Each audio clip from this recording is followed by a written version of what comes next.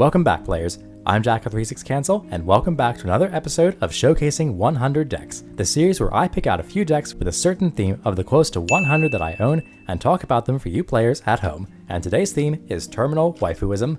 There's no Weiss Schwarz set that's more waifu-focused than the Quintessential Quintuplets, which, thanks to getting a second set in English, has 5 new supercharged decks that you can pick up for yourself no matter which flavor of waifu you partake in.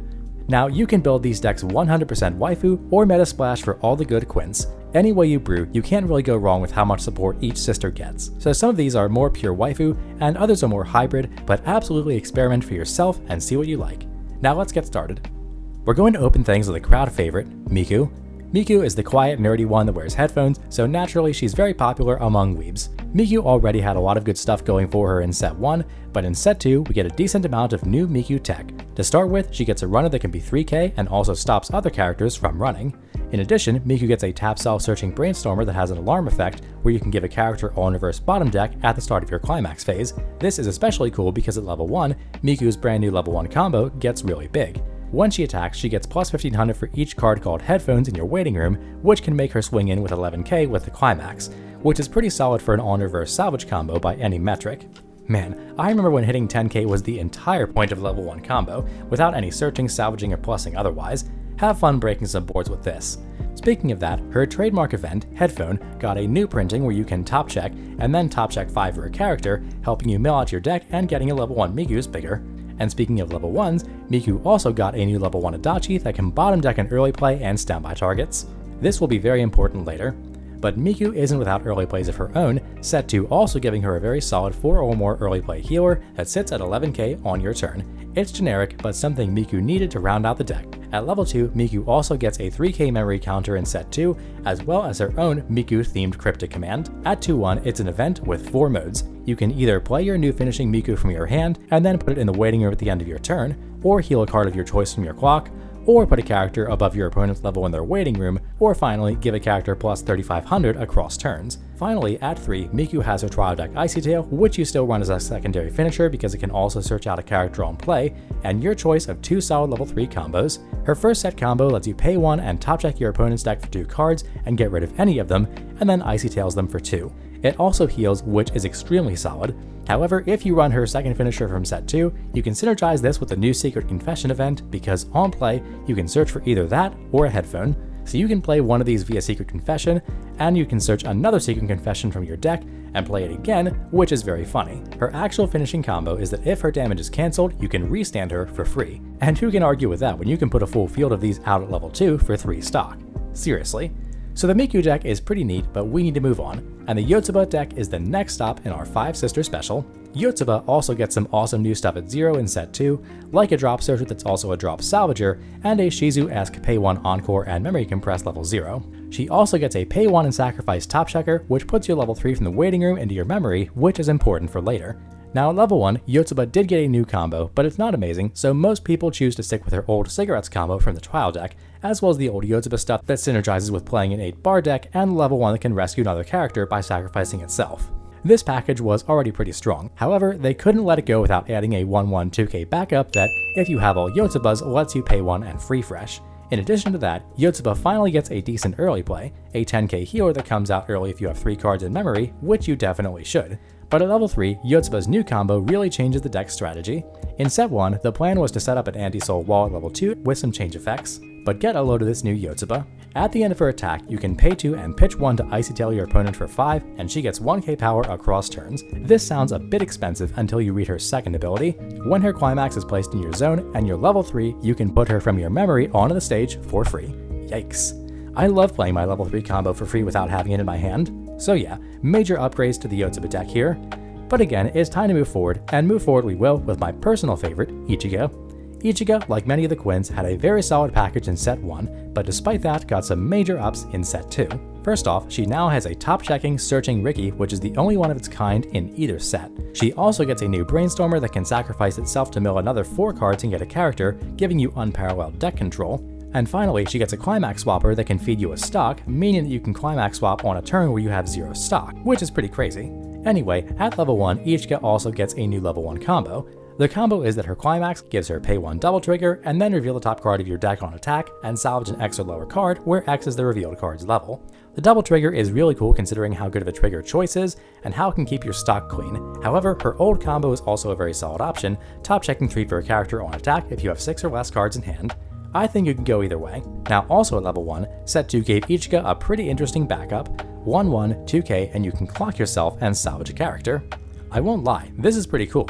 When was the last time you saw a Ricky backup? Now above 1, the package generally stays how it was in set 1 because Ichika already had a very strong early play and finishing package which lets you cancel burn for 2 twice. It can be a bit expensive because you have to pay 1 on climax play for each character you want to activate, but playing a choice really helps with that.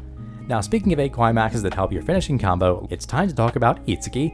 And don't dismiss Itsuki offhand because this new Itsuki deck is actually pretty scary and one that's been showing up in some big tournaments recently and making some waves.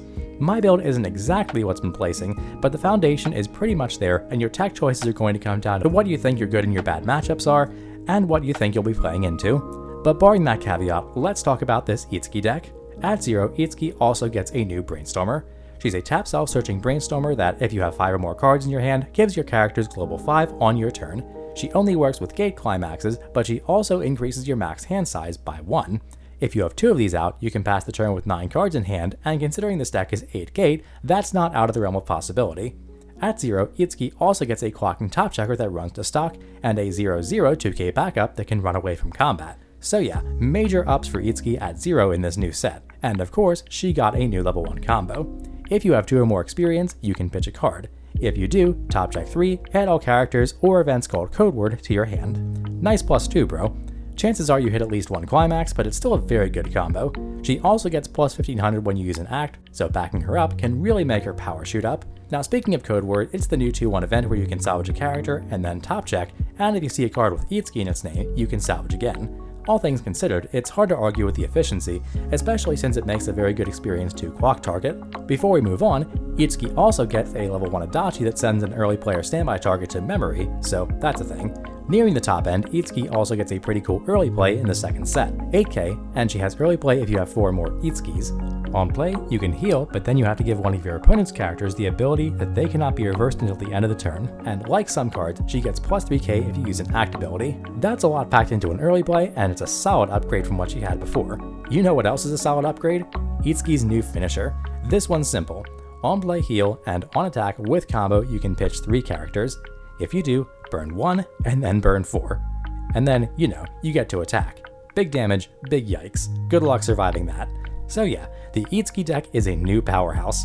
But hold on to your butts because we're not done yet. No, this I know is the one you've all been waiting for, the Nino 12 standby deck. How's it 12 you ask?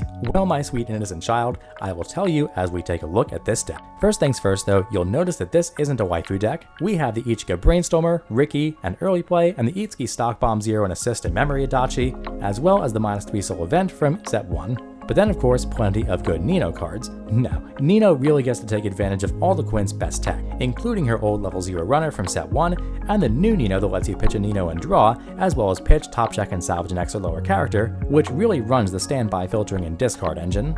At level 1, we have a normal 1/1 7500 with hand encore, but level 2 is really where Nino shines. Her new combo in set 2 is actually at level 2, and it's this 2/2 7k. During your turn, she gets plus 5k and has hand encore. Her combo is that when she's placed onto the stage by her standby climax, you can place it from the climax zone to your waiting room and stand her. Then she gets another plus 1k across turns. I love hitting level 1 and swinging in with a 2 soul 13k hand encore. Love it. Can't get enough.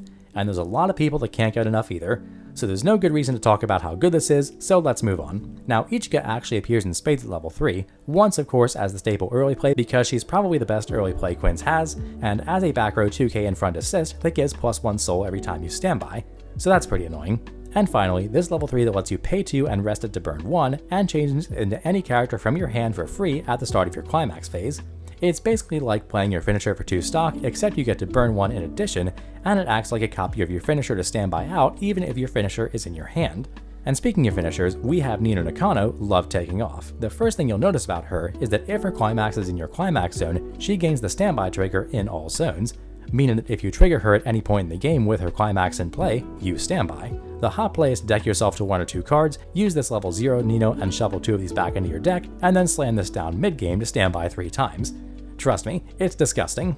Almost as disgusting as her actual finishing ability, which is at the end of her attack, pay 1, pitch 1, burn 3, which is some of the most competitively costed burn damage in all of Weiss Schwarz. Oh, and she's 12k on your turn and heals on play, because why wouldn't she do those things?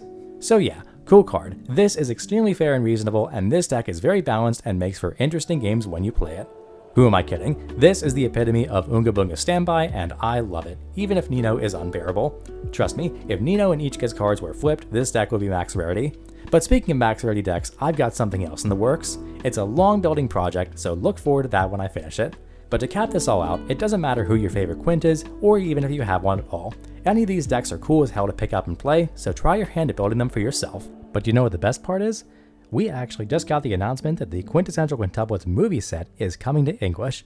Now that's not until 2023, so don't worry, you'll have plenty of time to enjoy these decks how they are, but you can also look forward to upgrading them in the future. And look forward to that thing I mentioned and a lot more deck showcases coming soon. And as always, thanks for watching. Peace.